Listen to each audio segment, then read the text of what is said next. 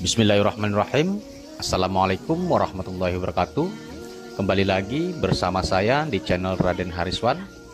Saya akan mencoba mengulas sejarah Gunung Santri yang merupakan salah satu bukit dan sekaligus nama kampung yang ada di Desa Bojonegara, Kecamatan Bojonegara, Kabupaten Serang.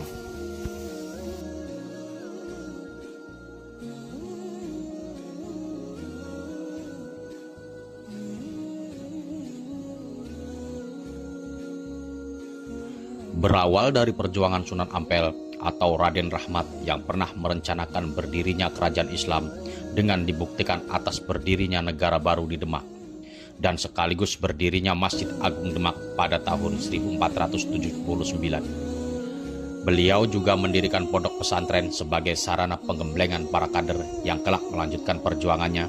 Salah satu kader atau santri Sunan Ampel adalah Syekh Muhammad Sholeh. Assalamualaikum warahmatullahi wabarakatuh.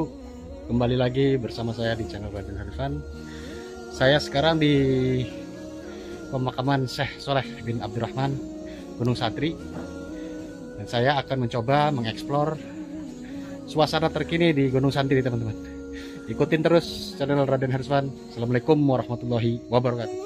Setelah Syekh Muhammad Sholeh selesai menimba ilmu pada Sunan Ampel, beliau melanjutkan perjuangannya untuk menemui Sultan Syarif Hidayatullah, ayah Sultan Maulana Hasanuddin di Cirebon. Atas perintah Sultan Syarif Hidayatullah, pada waktu itu penguasa Cirebon Syekh Muhammad Sholeh berangkat ke Banten untuk mencari putra sang guru, yakni Sultan Maulana Hasanuddin yang telah lama meninggalkan Cirebon tanpa sepengetahuan orang tuanya.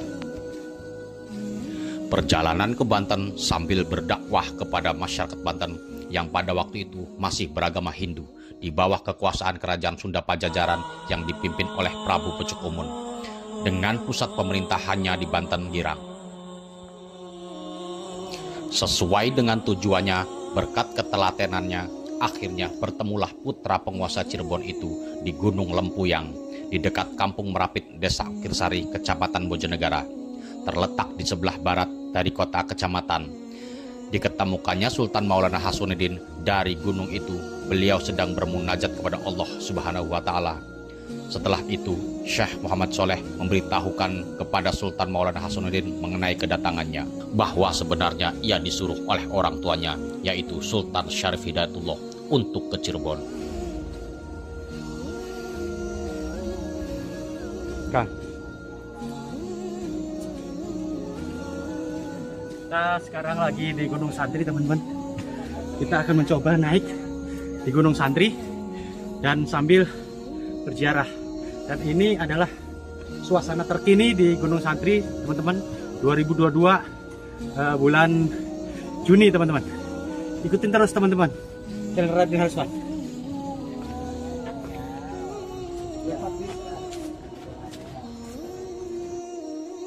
Rupanya Sultan Maulana Hasanuddin tidak mau dibujuk untuk pulang ke Cirebon karena masih ingin tetap melanjutkan munajatnya, dan Syekh Muhammad Sholeh akhirnya kembali ke Cirebon melaporkan kepada Sultan Syarif Hidayatullah atas pertemuannya dengan Sultan Maulana Hasanuddin.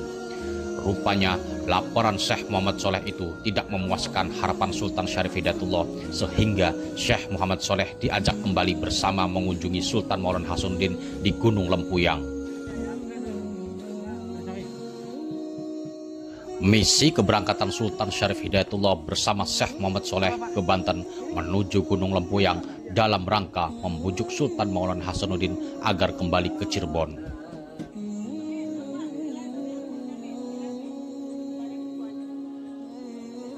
Sebelum pulang kembali ke Cirebon, Sultan Syarif Hidayatullah menghendaki perjalanan itu lewat laut.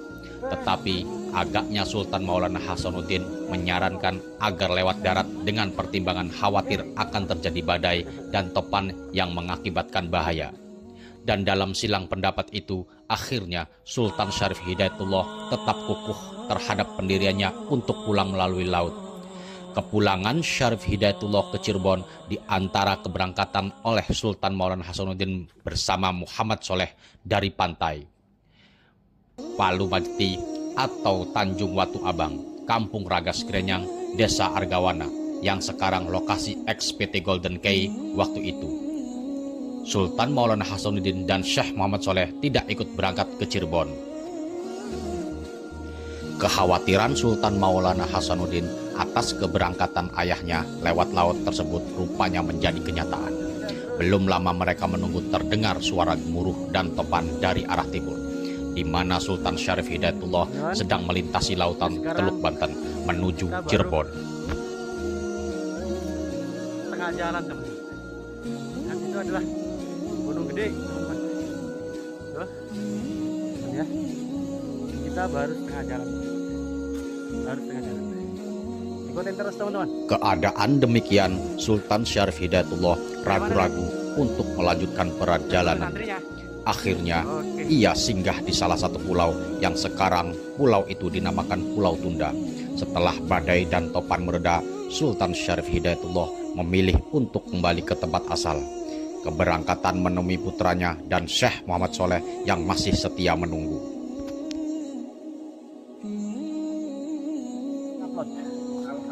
Dari mana kan? Dari Cilegon. Sehat. Siapa begini? Sehat. Alam. Harus ya. Akhirnya peristiwa diceritakan kepada anaknya Sultan Maulana Hasanuddin atas musibah yang terjadi dan membenarkan terhadap perkiraan cuaca yang pernah disampaikan sebelum ia berangkat. Sultan Syarif Hidayatullah memberikan gelar kepada putranya itu dengan sebutan Pangeran Sandang Lautan. Setelah itu mereka berunding kembali dan diambil suatu kesepakatan bahwa keberangkatan berikutnya akan dilaksanakan melalui jalan darat. Setelah itu berangkatlah mereka menuju Cirebon. Namun di tengah jalan Syekh Muhammad Soleh mohon pamit untuk memisahkan diri. Ia ingin menetap di Gunung Santri guna meneruskan perjuangannya dalam menyiarkan agama Islam di pantai utara. Meskipun tempat tinggal di antara mereka saling berjauhan, hubungan dan komunikasi dalam menyusun strategi perjuangan tetap berjalan dengan baik.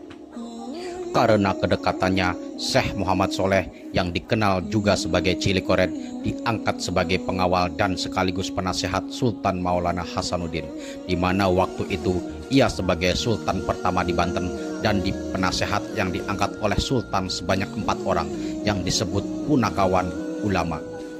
4 pengawal Sultan tersebut adalah 1. Cili Mandira dimakamkan di Kampung Panyunan. 2. Cili Glebeg dimakamkan di seberang Karangantu.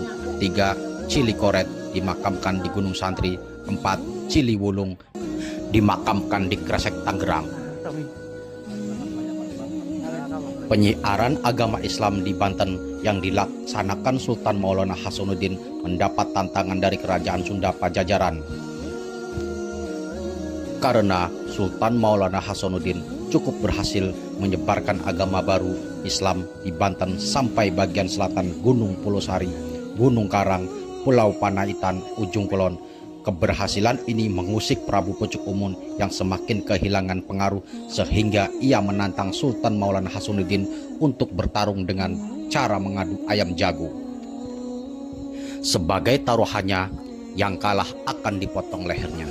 Tantangan Prabu Pucuk Umun disambut oleh Sultan Maulana Hasanuddin setelah ia bermusyawarah dengan pengawalnya, yakni Syekh Muhammad Soleh. Dalam musyawarah tersebut disepakati bahwa yang akan bertarung adalah Syekh Muhammad Soleh sendiri. Dengan cara menyerupai ayam jago seperti layaknya ayam jago biasa. Hal ini terjadi karena karomah dan kelebihan ilmu yang dimiliki dan atas dasar izin Allah Subhanahu wa Ta'ala. Kita baru saja sampai kurang lebih 20 menitan kita dari bawah ke atas teman-teman, menuju ke Gunung Santri dengan posisi 2000 meter kurang lebih teman-teman. Banyak kotak face loh. Dan luar biasanya, wah mantap sekali. Jangan lupa ikuti terus channel Raden Harisman, dan saya juga nanti akan langsung berziarah ke pemakaman Syekh Soleh bin Abdurrahman di Gunung Santri teman-teman. Oke. Aku beliin dulu pada Allah. Teh botol yang menyegarkan dan menyakitkan. Ini kita lagi ngaso dulu teman-teman. Nanti setelah ini kita langsung masuk ke pemakaman Syekh Soleh bin Abdurrahman. Kita lagi ngaso, ngerokok-ngerokok dulu teman-teman. Ikutin terus teman-teman. Pertarungan dua ayam jago tersebut berlangsung seru, namun akhirnya pertarungan itu dimenangkan oleh jagonya Sultan Maulana Hasanuddin. Setelah pertarungan selesai, Sultan Maulana Hasanuddin membawa jagonya pulang ke Banten, yang akhirnya jago itu berubah bentuk menjadi manusia, sosok Syekh Muhammad Soleh.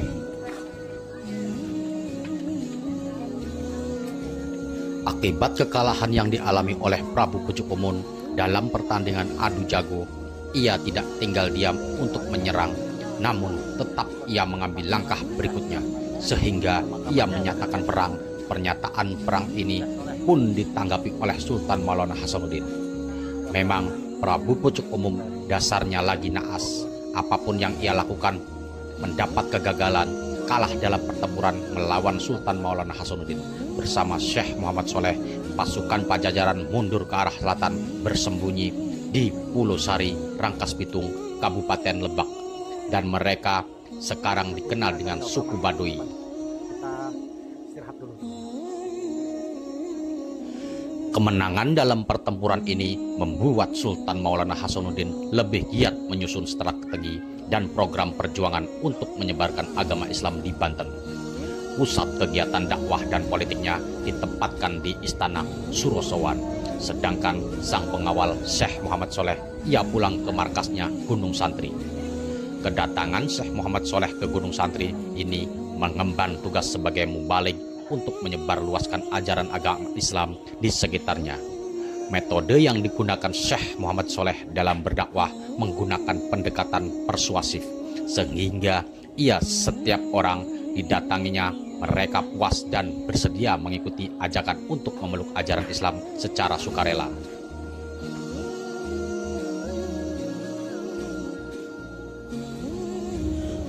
Keberadaan Syekh Muhammad Soleh di Gunung Santri bukan sekedar berdakwah. Ia juga bertani untuk memenuhi kebutuhan hidupnya. Menurut riwayat, ia memiliki sebidang tanah di Blok Beji yang namanya Sawah Sideruk. Usaha pertanian yang dilakukan oleh Syekh Muhammad Soleh terbilang berhasil dengan memuaskan, meskipun Ini hanya Maulana dengan Malik, menggunakan koret sebagai alat pertanian Israfil. yang ia bawa setiap saat. Maulana Malik Israfil. Kalau yang ini Pak, Syekh Muhammad Ali Akbar. Syekh Muhammad Ali Akbar ini sinten berkaitannya sama Betul-betul kaitan. Tahun 14, yang Oh. tahun 15, beda 100 tahun. berarti lebih tua. Enggak. Tapi pada umumnya sudah terkenal. Yang Muhammad Soleh ada 3 tahunnya beliau paling tua. Beliau paling tua ya.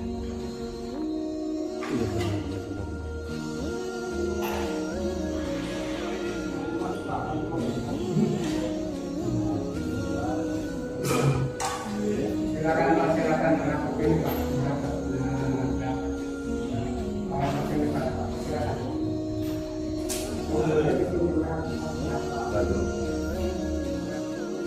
Pada akhirnya, Syekh Muhammad Soleh dijuluki Cili Koret.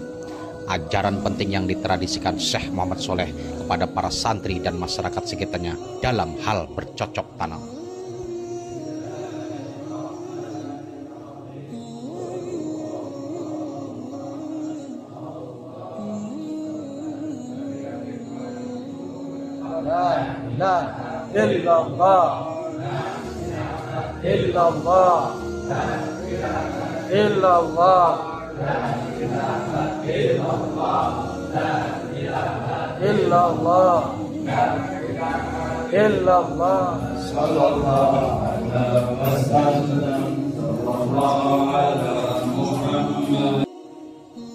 Dalam meningkatkan hasil pertanian, beliau memulai bercocok tanam dengan bacaan basmalah dan 2 kalimat syahadat. Selain itu, ajaran yang dikenankan oleh Syekh Muhammad Soleh kepada para santri dan masyarakat di sekitarnya adalah sikap kejujuran.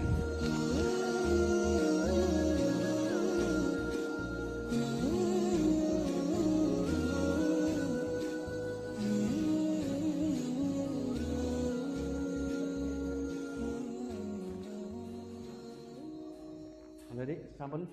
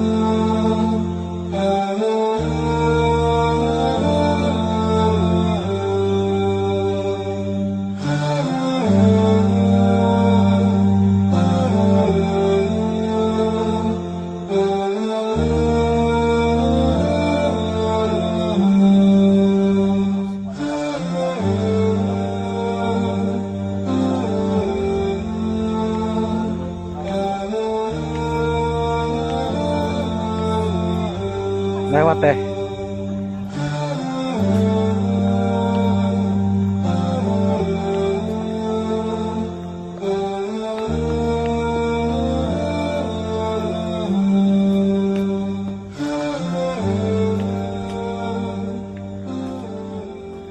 Assalamualaikum warahmatullahi wabarakatuh. Alhamdulillah sekarang kita sudah di Gunung Santri dan sudah berziarah di Gunung Santri, tepatnya di pemakaman Syekh Soleh bin Abdurrahman, tepatnya di Bojonegara ya teman-teman. Dan sekarang kita akan menuju di pemakaman Buyut Lempuyang yang ada di Bojonegara. Ya, ke pemakaman Buyut Lempuyang. Tapi untuk videonya kita pisah karena memang durasinya terlalu panjang teman-teman ya. Dan sekarang ini kita akan menuju ke Buyut Lempuyang teman-teman. Dan di Bojonegara. Ikutin terus perjalanan kami di channel Raden Hersvan. Wassalamualaikum warahmatullahi wabarakatuh. Kita sedang menuju pulang ya teman-teman ya. Dan jangan lupa like-nya dan jangan lupa subscribe-nya jika video ini bermanfaat buat teman-teman. Kita akan menuju ke Buyut Lempuyang, tepatnya di Desa Bojonegara. Di mana itu? Ukir Sari kalau nggak salah itu. Ikutin terus perjalanan kami. Assalamualaikum warahmatullahi wabarakatuh. Keberhasilan Syekh Muhammad Soleh dalam menyebarkan ajaran Islam di pantai utara Banten ini didasari dengan rasa keikhlasan dan kejujuran dalam menanamkan tauhid kepada para santrinya. Semua itu patut diteladani oleh kita semua sebagai generasi pewaris dalam menegakkan amal ma'ruf nahi mungkar. Ia wafat pada usia sekitar 76 tahun. Sebelum wafat, beliau berpesan untuk dikuburkan di puncak Gunung Santri, Bojonegara.